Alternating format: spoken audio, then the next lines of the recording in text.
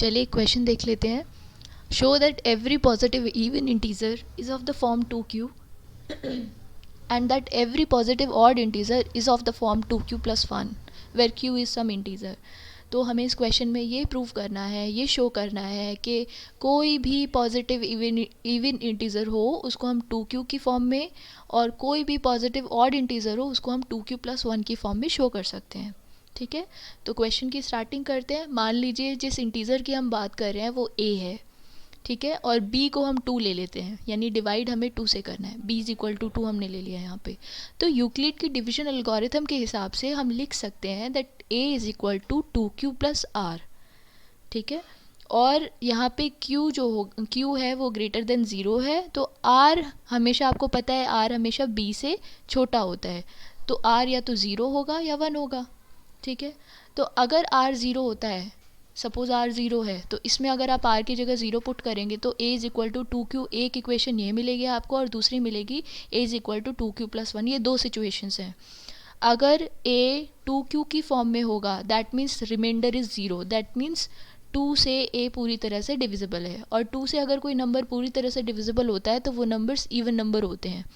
तो हम ये कह सकते हैं that a is equal to 2q की फॉर्म में जो नंबर्स हैं वो पॉजिटिव इवन इंटीजर्स हैं. ठीक है, और अगर वो 2q की फॉर्म में नहीं होगा, कुछ और रिमाइंडर आता है कुछ भी, तो वो एक ऑड इंटीजर होगा क्योंकि वो पूरी तरह से डिविजिबल नहीं है. तो एक बहुत सिंपल क्वेश्चन था जिसमें हमने ये शो किया कि सारे ऑड इंटीजर्स 2q प्लस 1 की फॉर्म में और सारे पॉजिटिव इवन इंटीजर्स 2q की फॉर्म में रिप्रेजेंट किए जा सकते हैं.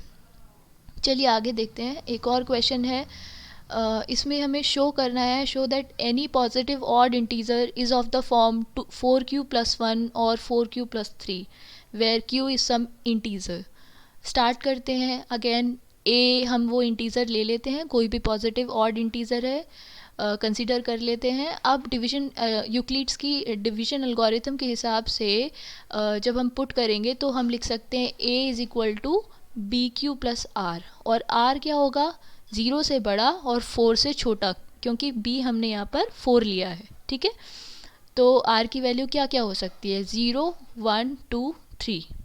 तो यहाँ पर a is equal to B Q plus R में हमने r की जगह 0 पुट किया तो हमें मिला a is equal to 4q. r की जगह 1 पुट किया तो हमें मिला 4q प्लस 1. 2 पुट किया तो हमें मिलेगा a is equal to 4q plus 2 या a is equal to 4q plus 3.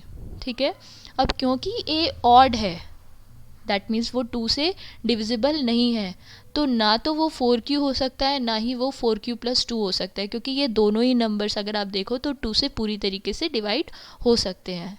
ठीक है, दैट मीन्स कौन सी दो फॉर्म्स हमारे पास बची, 4q प्लस 1 और 4q प्लस 3. दैट मीन्स वो जो ऑड इंटीज़र हमने सपोज़ किया है, जो हमने अज्यूम किया है, वो या तो 4q प्लस 1 या 4q प्लस 3 की फॉर्म में हो सकता है. चलिए नेक्स्ट क्वेश्चन देखते हैं. सो ये क्वेश्चन एक्चुअली आपको खुद करना है. ये क्वेश्चन है, show that any positive even integer is of the form 6q और 6q प्लस 2 और 6q plus 4 where q is some integer. तो ये क्वेश्चन आप अभी पीछे के जो दो क्वेश्चंस हमने सॉल्व किए थे उसके पैटर्न पे आपको ये खुद सॉल्व करने की कोशिश करनी है.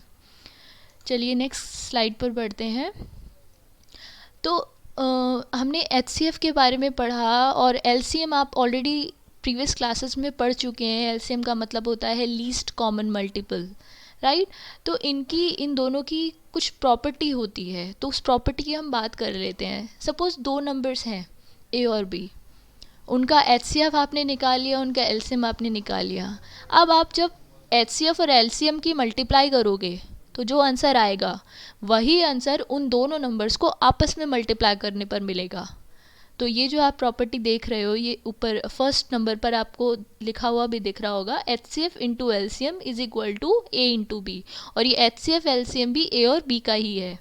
तो अगर मान लो आपको कोई क्वेश्चन आ जाता है पेपर में, आपको दोनों नंबर्स दिए हुए हैं A और B, और HCF और LCM में से कोई एक दिया हुआ है, तो आप इन फॉर्मूलेज का यूज़ करके आप HCF या LCM जो भी आपसे पूछा है वो आप कैलकुलेट कर सकते हो.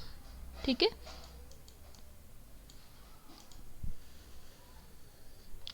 अच्छा, prime factorization method to find HCF and LCM. तो HCF अगर प्राइम फैक्टराइजेशन मेथड आपने ऑलरेडी सब लोगों ने पढ़ा होगा प्रीवियस क्लासेस में, जिसमें हम प्राइम फैक्टर्स के थ्रू HCF और LCM निकालते थे। तो HCF होता है कॉमन प्राइम फैक्टर्स की स्मॉलेस्ट पावर का प्रोडक्ट, और LCM होता है जो हमारे प्राइम फैक्टर्स होते हैं उनकी ग्रेटेस्ट पावर का प्रोडक्ट। ये दोनों में डिफरेंस होता है। इसके सॉल्व्ड एग्जांपल्स हम अभी देखेंगे। देखिए, 6 और 20 हैं दो नंबर्स हमारे पास, इनके LCM और HCF हमें निकाले हैं प्राइम फैक्टराइजेशन मेथड से। तो सबसे पहले देखिए, हमने 6 के प्राइम फैक्टर्स निकाले तो वो मिलेंगे 2 इंटू 3।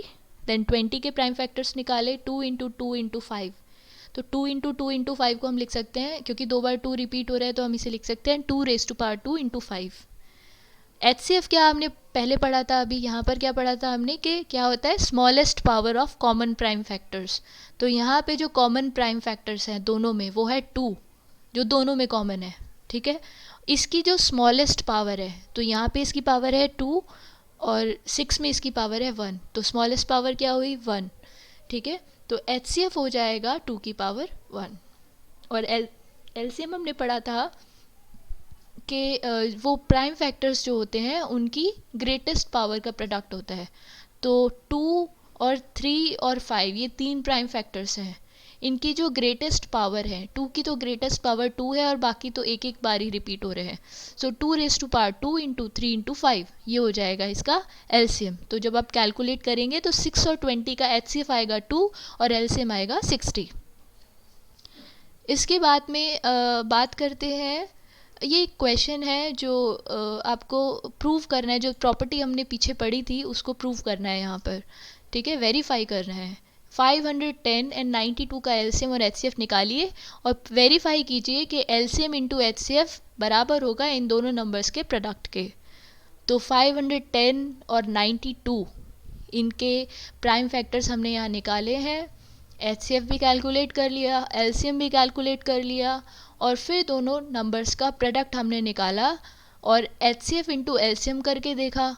तो हमें पता चला कि इन दोनों नंबर्स के प्रोडक्ट और HCF इंटू LCM का जो प्रोडक्ट आया है, जो मल्टीप्लाई करके जो आंसर आया है, वो दोनों बराबर हैं, राइट, वो दोनों इक्वल हैं। चलिए आगे, next topic is the fundamental theorem of arithmetic. ये क्या होता है? आप सब ने प्राइम नंबर्स और कंपोजिट नंबर के बारे में तो पढ़ा ही होगा। आप जानते ही होंगे कि जो नंबर्स प्राइम नहीं होते कंपोजिट होते हैं। कंपोजिट नंबर बेसिकली वो नंबर्स होते हैं जिनके 2 से ज़्यादा फैक्टर्स होते हैं, जैसे कि 4 is the smallest composite number. तो फंडामेंटल थ्योरम ऑफ अरिथमेटिक ये कहती है कि जितने भी कंपोजिट नंबर होते हैं उनको हम उनके प्राइम फैक्टर्स के प्रोडक्ट की फॉर्म में प्रेजेंट कर सकते हैं, उनको हम फैक्टराइज कर सकते हैं और उनका फैक्टराइजेशन यूनिक होगा। हर नंबर का जो फैक्टराइजेशन होगा वो अलग होगा, यूनिक होगा। ऑर्डर कुछ भी हो सकता है प्राइम फैक्टर्स के आने का बट वो फैक्टराइजेशन यूनिक होगा, ठीक है। तो इसको आप इस तरीके से भी कह सकते हैं that prime factorization of a natural number is unique except for the order of its factors. इसके बाद आते हैं नेक्स्ट टॉपिक पर, irrationality of numbers. Irrational numbers के बारे में क्या आप जानते हैं?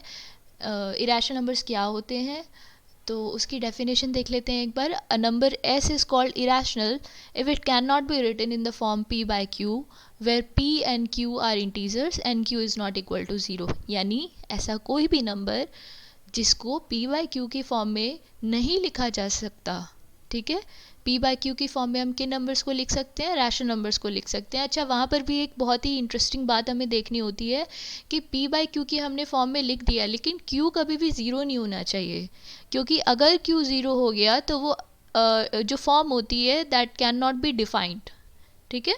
तो P by Q की फॉर्म में जो नंबर्स लिखे जाते हैं वो रैशनल नंबर्स होते हैं, और जिन नंबर्स को P by Q की फॉर्म में नहीं लिखा जा सकता वो इरैशनल नंबर्स होते हैं। कुछ एग्जाम्पल्स इरैशनल नंबर्स के नीचे आपको दिए हुए हैं। √2, √3, √15, पाई, -√2/√3 एंड 0.1011011110, ये कुछ इस तरह के एग्जांपल्स हैं इरेशनल नंबर्स के। बहुत सारे इरेशनल नंबर्स आप खुद भी फाइंड आउट कर सकते हो, ये अभी हम देखेंगे आके कैसे निकाल सकते हैं इरेशनल नंबर्स। चलिए एक बार ये